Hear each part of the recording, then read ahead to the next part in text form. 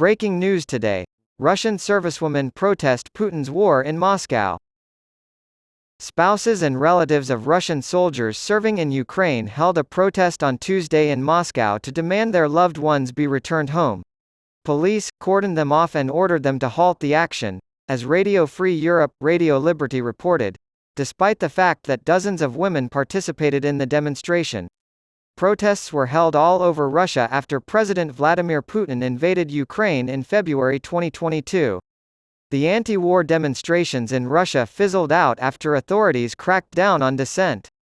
Putin has even signed a law making it illegal for journalists or Russian citizens to, knowingly, spread what the Kremlin considers to be false information about the war. There is a spectrum of punishments available, from fines to prison terms of up to 15 years. The protesters on Tuesday claimed they had applied for permission to hold a picket but were denied due to COVID-19 restrictions, according to the independent Russian media outlet Important Stories.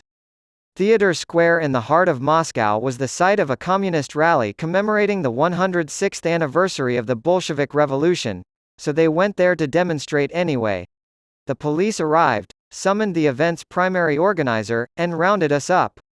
One of the participants told Important Stories that a government official approached us, and we agreed that after laying flowers at the mausoleum, we would convey our appeal to him. The Council of Mothers and Wives was founded shortly after the outbreak of war to represent the spouses and mothers of Russian soldiers. After having its website taken down and being labeled a foreign agent by Russian officials, the group reportedly announced in July that it would cease operations, as reported by the Russian independent newspaper Novaya Gazeta. Many Russian soldiers' wives and families have also taken to social media to vent their anger at the conflict and their soldiers' treatment by superiors. Last month, for instance, family members of Russian soldiers posted a video on Telegram pleading with Putin to bring their loved ones home from the battlefield. A local battalion had been taking colossal losses, the video's narrator said. We learn more about the casualties every minute.